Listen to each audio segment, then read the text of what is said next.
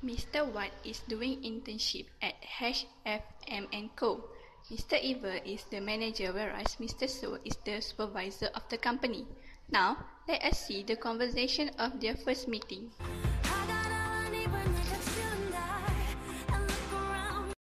Hello, Mr. Watt. Welcome to our company. Thank you, Mr. Eva. Here I introduce your supervisor, Mr. So.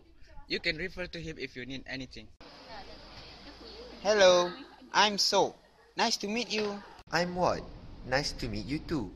Sorry guys, I have to go. Hope you will learn something valuable here, Mr. Watt. Thank you, sir. Let me show your table. Okay, let's go. One fine day,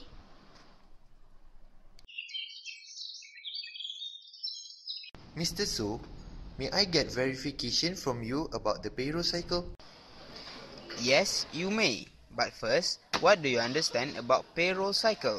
From my understanding, payroll cycle is a list of a company's employees and the amount of money they are to be paid. The amount of money to be paid to employees are based on salaries, wages, bonus, EPF and so. The purpose we audit the cycle is to evaluate whether the accounts affected by the cycle are fairly presented in accordance with generally accepted accounting principles. Okay, that's right. Do you know the account involved in payroll cycle? From what I know, the accounts are withholding accounts, payroll accrual accounts, payroll expenses accounts, and payroll cash accounts, isn't it? Yes, withholding accounts are the accounts that show the payment of tax to government. It comprises of employee portion of Social Security tax, employee portion of Medicare tax, federal income tax, state income tax, court ordered with and other withholding. Payroll accrual accounts are the accounts that show the expenses which is payable. For example, accrued salaries. Next, payroll expenses accounts are the accounts that use to record the amount of salaries and wages paid to employees and payment from employees, remuneration to third party. For example, payroll tax related to withholding accounts. Lastly, payroll cash account are the tools that use to pay the wages to employees.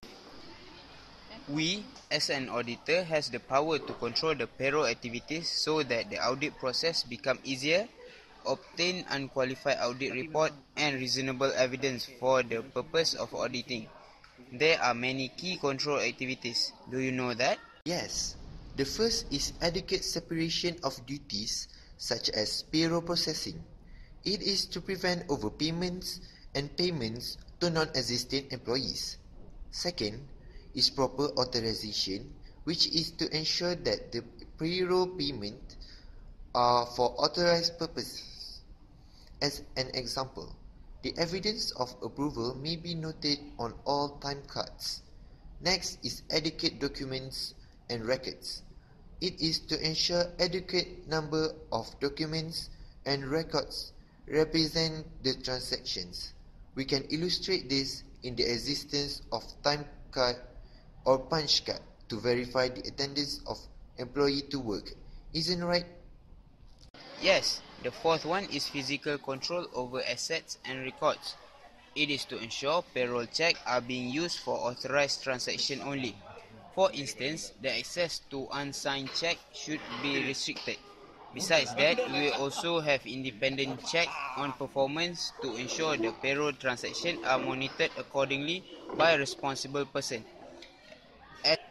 As example, payroll computation should be independently verified. Other than that, we also should review the preparation of payroll tax forms prepared by client in order to prevent a potential created using Powtoon.